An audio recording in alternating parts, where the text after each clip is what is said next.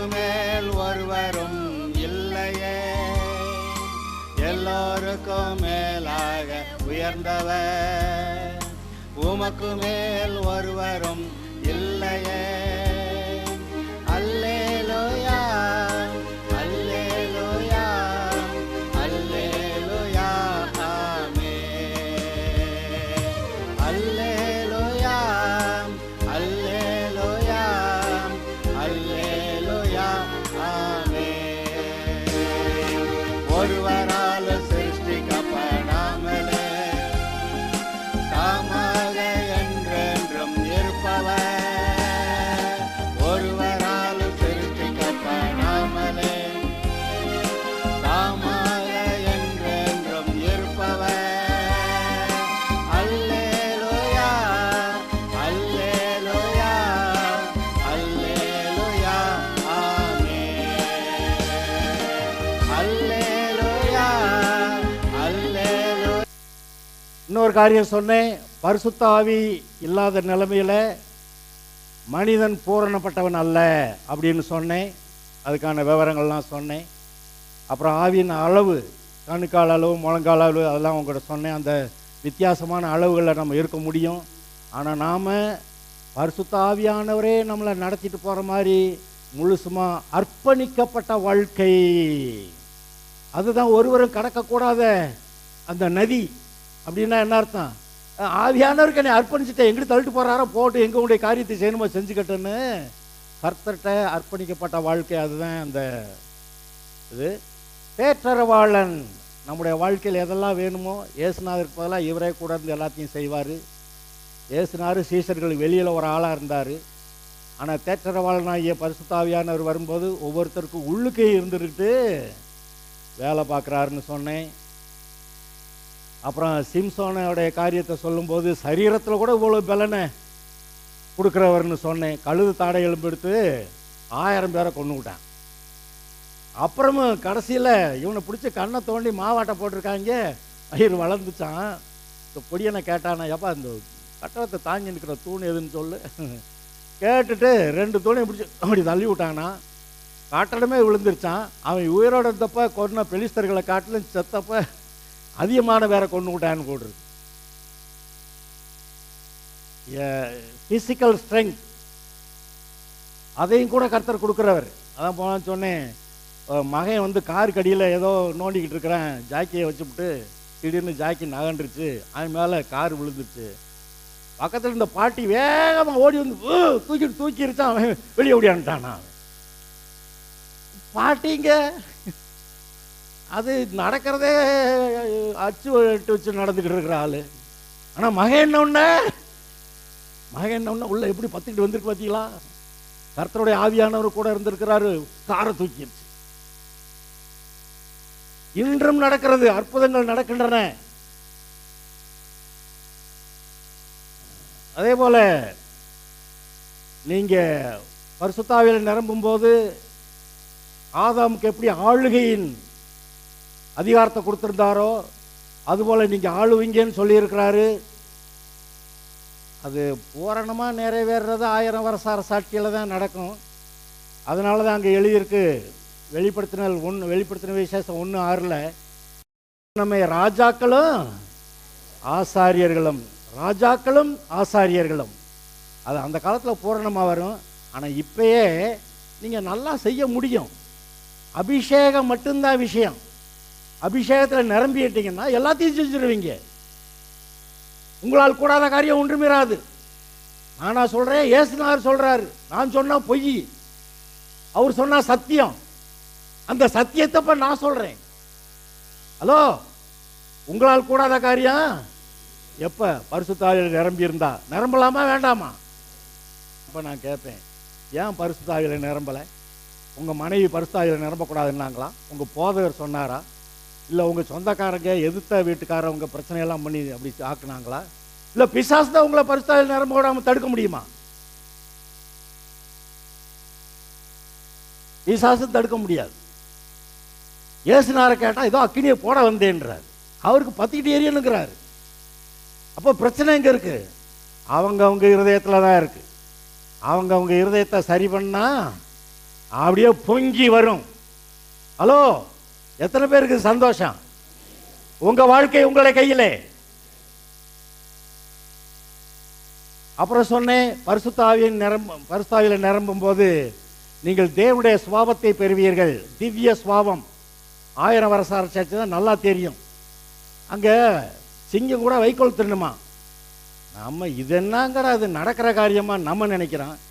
ஆனா அவரை கேட்டா, ஏய் அது நான் உண்டாக்குன, இப்ப எப்படி உண்டாக்குனேன்? புல்லு திங்க தானே உண்டாக்குனேன். ஏன்னா புல்லு தின்னது இப்படி கறி தின்னோம்னா இப்ப கறி திங்கிறது புல்லு திங்க வைக்க முடியுமா முடியாதா அப்படின்னு அவர் திருப்பி கேட்கிறாரு. அதான்டா ஒரிஜினல். இந்த அடுத்த மிருகத்தை அடிச்சு பிடிச்சு அதை கிழிச்சு ரத்தத்தை சிந்தி அதை கொன்னு அதை தின்றதெல்லாம் இந்த பிசாசோட சேர்ந்து பாவம் செஞ்சானே மனுஷன், அதுக்கு பிறகு வந்ததுடான்றார். The nature is red with tooth and claw அப்படின்னு நாங்க படிப்போம். இயற்கையானது அதோடைய பல்லும் அதோடைய நகமும் சவப்பா இருக்கு ரத்தத்தினால. அது உண்மைதான். This is a fallen world. விழுந்து போன உலகம், பாவத்துக்குள்ளே கிடக்கிற உலகம், பிசாசுடைய கட்டுப்பாட்டுக்குள்ளே கிடக்கிற உலகம். அதனால அது அப்படி இருக்கு. ஆனா 1000 வருஷ அரசாட்சியில இயேசு வந்து இருப்பு கோலால் ஆளுவார்னு சொல்லி இருக்கு. எவனா சேட்டை பண்ணா சொட்டுன்னு தட்டிடுவார், மண்டை வீங்கி போயிடும். இவர் மண்டை வீங்க வச்சிருவாருன்னு சொல்லி பயந்து அடிக்க வாழை சுருட்டிக்கிட்டு இருப்பாங்க. இப்ப இருக்க வேகமா பாவம் செய்ய போற ஆளுகள்லாம் சொட்டு சொட்டுன்னு விழுகிறத பார்த்து வாழை சுருட்டிட்டு இருப்பாங்க. அப்ப எல்லாம் அதாவது அடங்கி இருக்கும். மனுஷன் கூட அவன் பாவ புத்தியில தான் இருப்பான். ஆனா மிருகமெல்லாம் தன்னுடைய ஒரிஜினல் புத்திக்கு போயிருமா. சிங்கம் வைக்கோல் திக்க போயிருமா. புலி கூட வெள்ளாட்டு குட்டி தங்குமா. அது ஒரிஜினல் சுபாவத்துக்கு போயிருது. பாவம் இல்லாத இருந்த உலகத்துல மிருகங்கள்லாம் சமாதானமா இருந்துச்சு. இந்த மிருகங்கள்லாம் வர்றப்பெல்லாம் ஆதாம் பேர் வச்சு விட்டான். இது ஆடு மாடு போ கழுதை அப்படின்னு பேர் வச்சு விட்டான். அப்போ ஒன்ன கடிச்சு பட்சிக்கல. அப்ப அதெல்லாம் ஒன்னா சமாதானமா சந்தோஷமா இருந்த ஒரு உலகம் பார்த்தீங்களா? அதுபோல கர்த்தர் மாற்றுகிறவர் அப்படின்னா சுபாவம் மாறுகிறது. இது எதுக்கு சொல்லிக்கிட்டு இருக்கிறேன்? எவ்வளவு பாவத்துல ஊறி போன உங்களையும் என்னையும் கூட அவர் தேவனுடைய சுபாவத்தை நமக்குள்ளே கொண்டு வந்து தரக்கூடியவர். பரிசுத்த ஆவியினால இது நடக்கிறது. 2 பேதுரு 1 அதிகாரம் 3வது வசனம் வாசிங்க பார்க்கலாம். 2 பேதுரு 1 அதிகாரம் 3 4.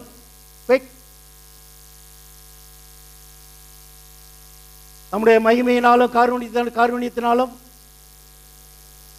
நம்மை அழைத்தவரை அறிகிற அறிவிலே ஜீவனுக்கும் தேவ பக்திக்கும் வேண்டிய யாவற்றையும் அவருடைய திவ்ய வல்லமையானது நமக்கு தந்தருளினது மட்டுமன்றி இந்த உலகத்தில் உண்டான கேடுகளுக்கு தப்பி திவ்ய சுபாவத்துக்கு பங்குள்ளவர்களாகும் பொருட்டு. ஆரம்பத்தில் பாவிகள் தான், மிருகம் மாறிதான். ஜனங்களை கேட்டா மிருகத்திலிருந்து தான் குரங்கிலிருந்து மனுஷன் வந்தான்றான். மனுஷனும் ஒரு மிருகம் தானேங்கிறான். ஆனா அப்படி இல்லை. நீங்கள் தேவனுடைய சாயல்ல ரூபத்தில் உண்டாக்கப்பட்டவர்கள். அதனால தேவனுடைய சுபாவம் திவ்ய சுபாவம், அந்த திவ்ய சுபாவத்துக்கு நீங்கள் பங்குள்ளவர்கள் என்று இந்த வசனம் சொல்லுகிறது. நீங்க அதை பார்த்தா அது கிடைக்கும், மிருகத்தை பார்த்தா மிருகம் கிடைக்கும். ஏதோ பார்க்க போறீங்கிறதா கேள்வி.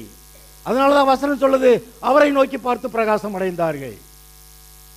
ஒழுங்கா பைபிள் வாசிக்கணும், கர்த்தருடைய சமூகத்தில் உட்காரணும், வசனங்களை தியானம் பண்ணணும், கர்த்தரை பத்தி யோசிக்கணும். அப்ப கர்த்தருடைய வார்த்தைகள் வர்றது மட்டும் இல்ல, ஞானம் வர்றது மட்டுமல்ல, அவருடைய சுபாவம் திவ்ய சுபாவம் தேவ அன்பு பரிசுத்த ஆவியினாலே நமக்குள்ளே ஊற்றப்படும். சொல்லுவாங்க, எனக்கும் அடிக்கடி கோபம் வந்துடும் பாஸ்டர். கோபமா? மனுஷனுடைய கோபம் தேவனுடைய நீதியை நடப்பிக்க மாட்டாது. கோபப்படுறதுல எல்லாம் ஒரு பிரயோஜனம் இல்லை. கோபப்பட்டா அது நமக்கு பிரச்சனையை தான் உண்டாக்கி விட்டுறது, சண்டை மூட்டி விட்டுறது. அப்புறம் ஐயோன்னு அதை உட்காந்து கிடக்க வேண்டியது. தீர்மானம் எடுக்க, இன்னும் எழுந்து கோபப்பட மாட்டேன். ஹலோ, என்ன பாஸ்டர் நீ சொல்றதெல்லாம் பரலோகத்துக்கு சரி, இங்க பூலோகத்துல எல்லாம் இருக்க பாஸ்டர் இருக்கிற நாங்க இந்த பூமியத்தான் கர்த்தர் பரலோகம் மாதிரி மாத்த சொன்னாரு. ஆதாம்கிட்ட அதான் கூட சொன்னாரு, அந்த வேலையை தான் சொன்னாரு. இன்னைக்கு உங்களுக்கு அந்த வேலையை தான் சொல்றாரு. நான் ஊரெல்லாம் மாத்த, நீ ஊரெல்லாம் மாத்தது கிடக்கட்டும், முதல்ல உன்னைய மாத்து. உனக்குள்ள தேவ அன்பு வர கிடவுது. என்னுடைய அன்பை நான் பரிசுத்த ஆவியானவர் மூலமா ஊற்றுறேன். பரிசுத்த ஆவியானவர் தேவ அன்பை நம்முடைய இருதயங்களிலே ஊற்றி இருக்கிறார். அதற்கு ஏற்றபடியாய் நடப்போமாக, ஆவிக்கேற்றபடி நடந்து கொள்ளுங்கள் என்று எழுதியிருக்கிறது. அதனால விடாம அதை ஓடுவோம். சொன்னேன், பலத்தினாலும் அல்ல, என்னுடைய ஆவியினாலே ஆகும்னு சொல்றாரு. ஆக அவருடைய ஆவியினால தான் ஆகும்னா, அப்புறம் இங்க மற்ற முயற்சிகள்லாம் அது என்னத்துக்கு? குதிரை யுத்த நாளுக்கு என்று ஆயத்தம் பண்ணப்படும், ஜெயமும் கர்த்தரால் தான் வரும். அதுக்குன்னு குதிரை வேண்டான்னு சொல்லலை, குதிரையெல்லாம் வச்சிருக்கணும். ஆனால் நம்பிக்கை எங்கே இருக்கணும்? கர்த்தரே. பாருங்க, சில சமயத்தில் சில நாடுகளில் ரொம்ப ரொம்ப கெட்டிக்காரத்தனமாக பவர்ஃபுல்லாக பெரிய ஆயுதங்கள்லாம் வச்சுருப்பாங்க. எழுத்த நாட்டுக்காரன் இவன் நாட்டுக்குள்ளே வந்து இவன் ஆயுத கிடங்குல கொண்டு தீ வச்சு விட்டு போயிடுறேன். கிடங்கே வெடித்து ஒரு வாரத்துக்கு எரியுது. ஹலோ, நீங்கள் யுத்த ஆயுதங்கள்லாம் வச்சுருக்கிற கிடங்கு வச்சுருக்கிறதுனால பெரிய கெட்டிக்காரத்தனம்லாம் கிடையாது. அங்கே வீட்டை சுற்றி துப்பாக்கியாக AK-47 துப்பாக்கியாக தொங்க விட்டு அப்படி வச்சுருக்கிறதுலாம் ஒரு பிரயோஜனம் இல்லை. துப்பாக்கியில் தோட்டா வேணும், அது உங்கள் கையில் வரணும், எதிரி வர்றப்போ சுடணும், அப்போ தான் துப்பாக்கி பிரயோஜனம். அது மாதிரி எதிரி வரும்போது, பிசாசு வரும்போது நீங்கள் வசனத்தை எடுத்து, ஆவியின் பட்டயமாகிய வசனத்தை எடுத்து, இயேசுவின் நாமத்தினால உன்னை முறிக்கிறேன் அப்படி சொல்லணும். அதுக்கேற்ற அளவில் நம்ம பரிசுத்த ஆவியில் நிரம்பி இருக்கணும். அப்போ இந்த ஆவியின் பட்டயமாகிய வசனம் வேலை செய்யும். அதனால இங்கே தான் முக்கியத்துவம் கொடுக்கணும். பரிசுத்த ஆவியில் நிரம்புறதுக்கு தான் முக்கியத்துவம் கொடுக்கணும். சும்மா என் கெட்டிக்காரத்தனா நான் அப்படி சாதிச்சிடுவேனாக்க ஒன்றும் கிழிக்க முடியாது. அப்படி செஞ்சால் கிழிக்க தான் முடியுமே ஒழிய வைக்க முடியாது. கர்த்தருக்கு நம்மை ஒப்புவிப்போமாக, அவரை சார்ந்து கொள்வோமாக. அது சொல்றாரு, செருபாபேலின் கையில் இந்த ஆலயத்துக்கு அஸ்திவாரம் போட்டுச்சு, அவனுடைய கைகளே இதை கட்டி முடிக்கும்னாரு. நீங்க உங்களை கொண்டு எந்த நற்காரியத்தை செய்ய கர்த்தர் ஆரம்பிச்சாரோ, உங்களை கொண்டே உங்க கையாலேயே அந்த காரியங்களை நிறைவேற்ற அவர் வல்லவராயிருக்கிறார். இருக்காரா? உங்களோட இருக்காரா? தைரியமா இருக்கலாமா? Yes, God bless you. அப்புறம் சொன்னேன், லூக்கா 4வது அதிகாரத்தில் இருக்கு, முதல் வசனத்தில் என்ன, இப்போ பார்க்காதீங்க, போன வாரம் சொல்லியாச்சு. போன வாரம் எத்தனையோ சொன்னேன்னு கேட்குறீங்களா? இது போல நாளாக சொன்னதெல்லாம் சேர்த்து மொத்தமாக சுருக்கமாக ஒரு அடி அடிச்சுட்டு இருக்கிறேன். பரிசுத்தாவிலே நிறைந்தவராய் வனாந்தரத்துக்கு அழைத்து செல்லப்பட்டார். கூட்டி போனது பரிசுத்த ஆவியானவர். அங்க என்ன நடந்தது? 40 நாள் உபவாசம். 40 நாள் உபவாசம் வந்துச்சு. இப்பதான் பிரச்சனை வருது, வயிறு பசிக்குது, மேற்படியான்னு வர்றேன். வந்து 3 சோதனைகள். நீர் தேவனுடைய குமாரன்னா பசிக்குது இல்லை, கல்ல அப்பமாக்கி சாப்பிட வேண்டியதானே. ஆனால் கர்த்தருடைய சட்டத்தில் அது இல்லை, அது அவருடைய சித்தத்தில் இல்லை. அதனால் தேவனுடைய வாயிலிருந்து புறப்படுகிற ஒவ்வொரு வார்த்தையினாலும் பிழைப்பான்னு சொல்லி அந்த பிசாசோடைய ஐடியாவை தள்ளிட்டார். அப்புறம் சொல்கிறேன், ஒரே ஒரு தடவை சாஷ்டாங்கமாக விழுந்து என்னை பணிஞ்சிட்டா பூமியே உமக்கு தர்றேன், இந்த பூமியையும் இந்த மனுஷனையும் என்கிட்ட வந்து பிடுங்க தானே வர்றீரு, அதுக்காக சிலுவைக்கெல்லாம் போகணும்ல. சிலுவைக்கெல்லாம் வேண்டியதில்லை, ஷார்ட்கட், நானே தந்துடுறேன். பிசாசு சொல்கிறேன், நான் உன்னை ஆசீர்வதிக்கிறேன்னு. நிறைய பேர் அதில் போய் மாட்டிக்கிறாங்க. சில பாஸ்டர்ஸை போய் பார்க்குறப்ப எனக்கு பரிதாபமாக இருக்கும். எங்கே போய் காசு வாங்கக்கூடாதோ அங்கே வாங்கியிருக்காங்க, யார்கிட்ட எந்த இடத்துல காசு வாங்கக்கூடாதோ அங்கே வாங்கியிருக்காங்க, ஏன்னா கொடுக்குறாங்கன்னு. அதை வாங்கிட்டு கடைசிக்கு பார்த்தா கர்த்தர் கொடுக்கறது கொடுக்க முடியாமல் போச்சு. பிசாசு கொடுக்குறான்னு வாங்கி வச்சுக்கிட்டா அப்புறம் எப்படி ஆகிறது? நம்ம சிலுவைக்கு போய் தான் ஏறணும்னாக்க சிலுவைக்கு போயிடணும். அவர் சொல்லிட்டாரு, போடா பிசாசே, அது எப்படி உங்கள்கிட்ட இருந்து எடுக்கிறதுன்னு எனக்கு தெரியும், நான் பார்த்துக்கிறேன்ட்டார். அப்பாலே போ சாத்தானே. அப்புறம் வர அங்கேருந்து குதிச்சா வசனம். இப்போ அவன் பிரசங்கிக்கிறான் பைபிள்ல இருந்து, பாதம் கல்லிடராதபடிக்கு தூதர்கள் உன்னை தாங்கிட்டு போவாங்கன்னு எழுதி குதிக்கலாம்ல. கர்த்தரை பரீட்சை பாராமலும் இருப்பாயாக. இது மாதிரி பதில் உங்களுக்கும் பேச தெரியணும். பிசாசு வந்து 1000 ஐடியா கொடுப்பேன். ஏன் சொந்தக்காரங்களே, இந்த பொண்ணை இப்படி கொடுத்தாக்க அது நல்லா வாழ்ந்துடும், அப்படி செஞ்சிடும், இந்த பொண்ணை இப்படி எடுத்தாக்க நல்லா வாழ்ந்துடலாம் சொல்லுவேன். ஆனால் ஆவிக்குரியவர்களான்னு நீங்கள் தான் பார்க்கணும். இந்த நம்ம பிள்ளை பையனோ பொண்ணோ இவங்களோட இந்த பொண்ணு எடுக்கிறோம் மாப்பிள்ளை எடுக்கிறோமோ, இது வந்து சேர்ந்து ஒத்து போகுமா, ஆவிக்குரிய ரீதியில் போகுமா, இந்த மாடு சேர்ந்து ஏறு இழுக்குமா, வண்டி இழுக்குமா, இல்லை இந்த மாடு இந்த பக்கம் இந்த பக்கம் இழுத்துக்கிட்டு போகுமா, ஆற்று நீங்கள் தான் தீர்மானிக்கிறோம். அதனால் எல்லா காரியங்களையும் பொறுப்பு, நம்முடைய வாழ்க்கையின் பொறுப்பு நம்மிடத்தில் இருக்கிறது. அப்படி கர்த்தருடைய வசனத்தின்படி இயேசு நடந்தாரு, அந்த சோதனையை ஜெயித்தாரு. அவர் வெளியே போகும்போது எப்படி வந்தாராம்? ஆவியின் நிறைவோடு கூட வனாந்தரத்துக்கு போனாரு. ஆவியின் பலத்தினாலே அவர் ஊழியத்துக்கு போனாரு. ஹலோ, அங்க சோதனை ஜெயிக்கிறப்பதான் அந்த அபிஷேகம் உங்களுக்கான பலனா மாறுது. அது வரைக்கும் அப்படி மாறல. அபிஷேகம் இருக்குது, அபிஷேகம் வந்த ஒரு பாடுதான் சோதனையே வருது. நான் அபிஷேகத்தில் நிறைஞ்சிருக்கேன், கவனமா இரு. இப்பதான் சோதனைக்காரன் அங்கிட்டு வந்துகிட்டு இருக்கான். ஆவியின் அபிஷேகத்தில் நிறைஞ்சிருந்தா நிற்கிறேன் என்று சொல்லுகிறவன் விழாதபடிக்கு எச்சரிக்கையாக இருக்க கடவன். நல்லா கவனமா இருக்கணும், கரெக்டா பரீட்சைகளில் பாஸ் பண்ணணும். என்ன பாஸ், சும்மா பரீட்சைன்னு சொல்லிக்கிட்டு இருக்கிறீங்க. பரீட்சையில் தான் பாஸ் பண்ணிடுவீங்களா? உங்களால முடியுமா? முடியும் பாஸ்டர். எங்கள் நாட்டில் தூக்கு பாஸ் போடுவாங்க பிள்ளைகளுக்கெல்லாம். 2ஆம் கிளாஸ்ல 3ஆம் கிளாஸ் 5, 7, 8 தூக்கு பாஸ். படித்தாலும் படிக்காட்டியும் 10 நாளைக்கு ஸ்கூலுக்கு வந்திருந்தா, அட்டெண்டன்ஸில் 10 நாளைக்கு இருந்தா அவனுக்கு பாஸ் போடணும். இது இந்த ஊரில் இருக்கலாம், அந்த நாட்டு சட்டத்தில் அது இல்லை. அங்கே பரீட்சையில் போய் பரீட்சை பாரு, பாஸ் பண்ணணும், அப்பதான் வண்டி ஓடும். எஸ், நீங்க பரிசுத்தாவியில நிரம்பணும். காருனா பெட்ரோல்ல ஓடுனா பெட்ரோல் ஊத்தணும். அதான் ஒரு ஆளு கார் வாங்கினாக்க போகும்றான்னு சொல்லிட்டு கார் நிறைய காசு கொடுத்து வாங்கிட்டான். வாங்கிட்டு வந்து இங்கே வீட்டில் வச்சு பார்த்தா ஓட மாட்டேன். என்னடா ஓட மாட்டேங்கன்னு கூப்பிட்டா அதில் ஒன்று ஊற்றணுமே, ஊற்றினியான்னு கேட்குறான் அவன். பெட்ரோல் ஊற்றணுங்க. பெட்ரோல் ஊற்றணுமா? அவன் பெட்ரோல் ஊற்றணுமா? அது எப்படி காசை செலவு பண்ணுறது? ஏன்னா வாழ்நாள் இல்லாமல செலவு பண்ணணும். இது நமக்கு ஆகாதுன்னு விட்டுட்டானா. உங்க வண்டி பரிசுத்த ஆவிங்கிற பெட்ரோல்ல தான் ஓடணும். பரிசுத்த ஆவியில நிரம்பி இருக்கணும். நிரம்பி இருந்தா நான் காரை ஃபில்அப் பண்ணேன்னா சென்னைக்கு போறேமா, ரைட் போலான்னு போய்கிட்டே இருப்பேன். சென்னைக்கு போயிட்டு பாதி வழி திரும்பி வந்துடும். வேற வண்டியில ஊத்தி நிரப்பிட்டோம், தைரியமா போலாம். உள்ள ஊத்தலைன்னா வழியில நின்னுக்கும்.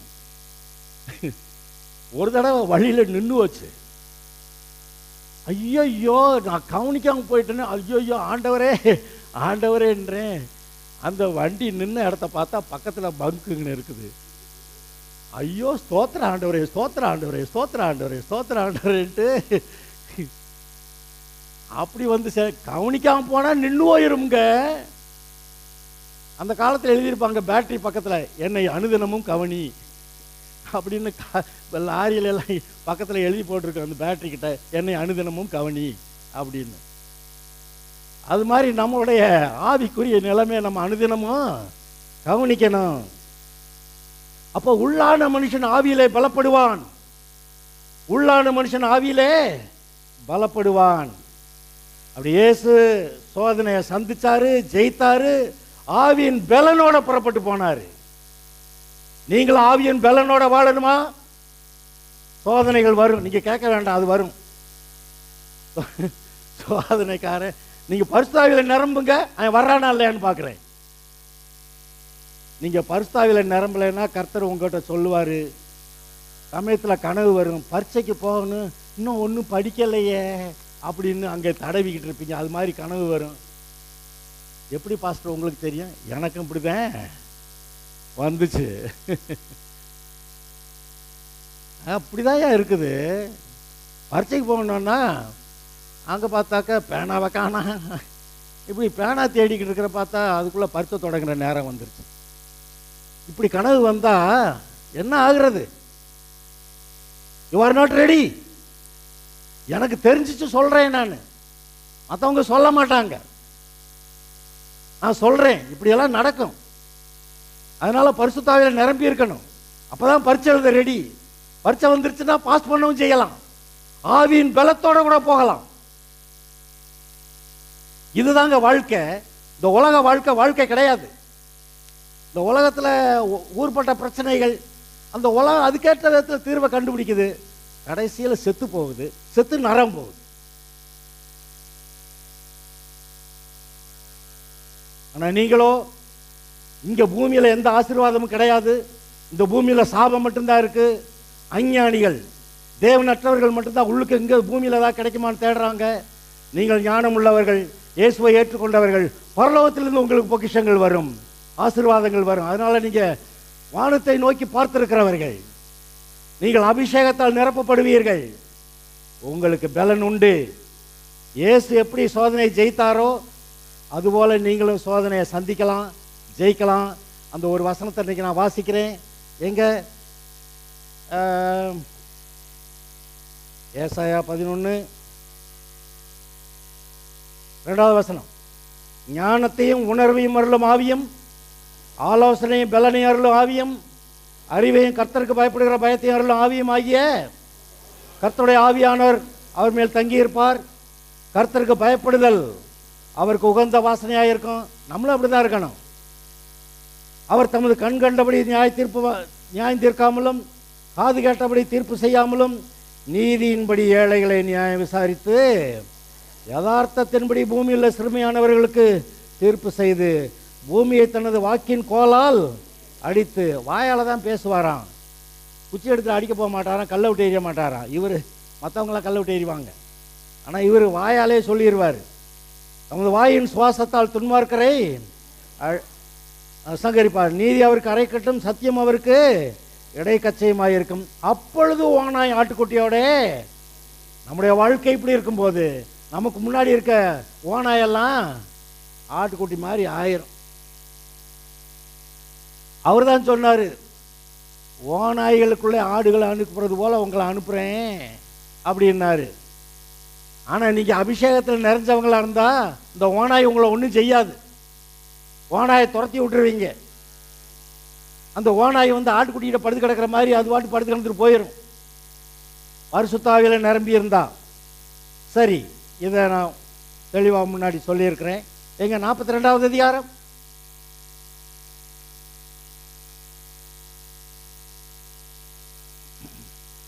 இதோ நான் ஆதரிக்கிறேன் என் தாசன், நான் தெரிந்து கொண்டவரை, என் ஆத்மாவுக்கு பிரியமானவரும் இவரே, என் ஆவியை அவர் மேல் அமர பண்ணினேன். பாருங்க, எல்லாம் ஆவி, பரிசுத்த ஆவியானவர்.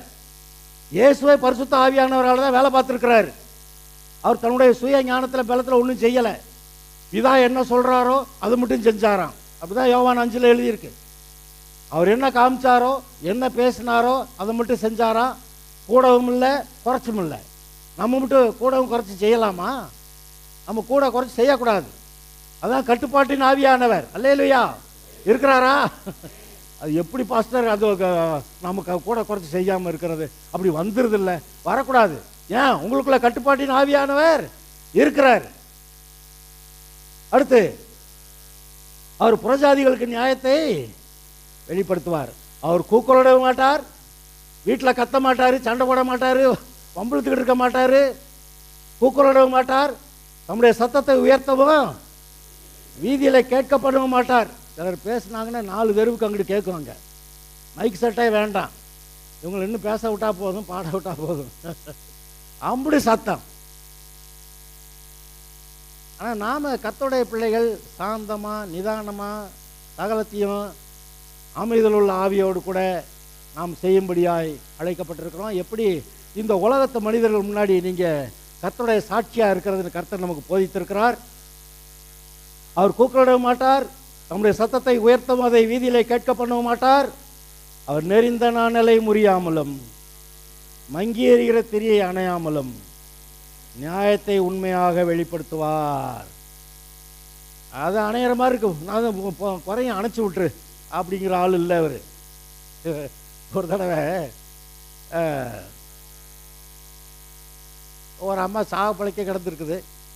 அவங்க சொல்லிட்டாங்க, எல்லாம் சொல்லிடுங்க எல்லாருக்கிட்டையும். எல்லோரும் வந்துட்டாங்க. பார்த்தா சாகலை. சரி அல்லேலூயா சந்தோஷம்னு போயிட்டாங்க. அப்புறம் 10 நாள் கழித்து மறுபடி சோகம் இல்லைன்னு, அவ்வளோதான் இனிமேல் தாங்காது சொல்லி விட்ருங்கன்னு எல்லாரும் வந்துட்டாங்க. எல்லோரும் வந்த ஒரு பாடு பார்த்தா அப்புறம் எல்லாரையும் பார்த்த தெம்பில் இந்த அம்மா எந்திரிச்சு உட்காந்துருச்சு. அப்புறம் கொஞ்ச நாள் கழித்து மறுபடியும் சோகவீனம் ஆயிடுச்சு. அப்புறம் ரொம்ப மோசமாயிருச்சு. சரி கதை முடிஞ்சு போச்சு அப்படின்னு சொல்லி அதுக்கெல்லாம் தூரத்துலேருந்துலாம் வரணும் சொல்லி விட்ருவான் அப்படின்னு சொல்லி எல்லாம் சொல்லி விட்டாங்க. எல்லோரும் வந்துட்டாங்க. இங்கே வந்து பார்த்தா சரி ஏதோ முடிஞ்சு வச்சு போல அப்படின்னு சரின்னு கல்லறைக்கு எடுத்துகிட்டு போகலான்னு கொண்டு அங்கே வச்சா எனக்கு குழிக்குள்ளே இறக்குன்னு ஒரு பாடு தண்டி தண்டி அப்படின்னு சத்தம் கேட்டுச்சான். 2-3 நாள் ஏமாத்திருச்சு. என்னது தள்ளுறா மண்ணு தள்ளி விட்டாங்களா.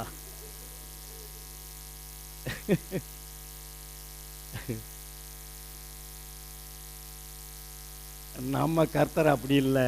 நீங்கள் இன்னும் மங்கி எரிஞ்சுக்கிட்டு இருந்தீங்கன்னா கூட போயிரும்னா கூட உங்களை அணைக்க மாட்டார். மங்கி எரிகிற திரியை அணையாமலும் நெறிந்த நாணல் இது நெறிஞ்சு வச்சு அவ்வளவுதான் இல்லை, அவர் முறிக்க மாட்டார்.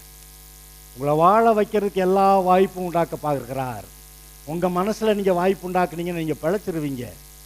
முடிஞ்சிச்சு கதை முடிஞ்சிச்சுன்னா கதை முடிஞ்சிச்சுன்னு மட்டும் சொல்லாதீங்க. எங்கள் பிழைக்க வைக்கிற ஆண்டவர் இருக்கிறாருன்னு சொல்லுங்க. அப்போ அவர் வந்துடுவார். முடிஞ்சு போச்சுன்னா பிசாசு வந்துடுவேன். இல்லை என்னை பிழைக்க வைக்கிற கர்த்தர் இருக்கிறாருன்னா அவர் அட்டன் பண்ணிடுறாரு கேஸை. உடனே நல்ல டாக்டர் மாதிரி வந்துடுறாரு. நானே நல்ல மெய்ப்பன் அப்படிங்கிறாரு. அவரை கேட்டால் நான் உயிரையும் கொடுத்தது இவருக்கு ஜீவனை சம்பாதிச்சிருக்கேன் ஐயா அப்படின்றாரு. அதனால் என்னை பிழைக்க வைக்கிற கர்த்தர் இருக்கிறாருன்னு சொன்னால் நெறிந்த நாணலை முறிக்காமலும் மங்கி எறிகிற திரியை அணையாமலும் இருக்கிற கர்த்தர் உங்களுக்காக இருக்கிறார். அவர் நியாயத்தை உண்மையாய் வெளிப்படுத்துவார். அவர் நியாயத்தை பூமியிலே நிலைப்படுத்த மட்டும் இலக்கரிப்பதும் இல்லை, பதறுவதும் இல்லை. அவருடைய வேதத்துக்கு தீவுகள் காத்திருக்கும். அப்போ அவர் எப்படி ஒரு பிரச்சனையை எப்படி சந்திக்கிறாரு? கூக்குறதில்ல, அழுகிறதில்ல, புலம்புறதில்ல, கத்துறதில்ல, கூப்பாடு போடுறதில்ல. அவர் நிதானமாக அபிஷேகத்தில் நிறைஞ்சிக்கிட்டு கரெக்டாக வார்த்தையை பேசுகிறாரு. வார்த்தை காரியத்தை செய்து விடுகிறது. நாமும் அது போலவே வாழ அழைக்கப்பட்டிருக்கிறோம். வாழலாமா? நிதானிப்போமாக, சரியான வார்த்தைகளை தேர்ந்தெடுப்போமாக. ஏனென்றால் நீங்கள் சொல்லுகிறபடியெல்லாம் ஆகும் என்று கர்த்தர் சொல்லுகிறார். அவன் சொன்னபடியே ஆகும் என்றார். அதனால் பரிசுத்த ஆவியிலே நிரம்புவோமாக. உங்களுக்கு ஞானம் வரும், பலன் வரும், ஆலோசனை வரும், சரியான வார்த்தைகளை பேசுவீர்கள். அது போய் காரியங்களை சாதிக்கும். உங்களுக்கு அந்த காலத்தில் இருக்கிற பொக்கிஷங்களையும் தரும். வாழ்ந்திருப்பீர்கள், செழித்திருப்பீர்கள், கர்த்தருக்கு சாட்சியாக இருப்பீர்கள். உங்களுடைய இருதயத்தில் ஒரு திருப்தி, என்னுடைய வாழ்க்கையிலே சாதிக்க வேண்டும் என்று கர்த்தர் வைத்திருக்கிறவைகளை சாதித்தேன் என்று சொல்லி அந்த சாதனையாளர்களாக நீங்கள் வாழலாம். ஹலோ.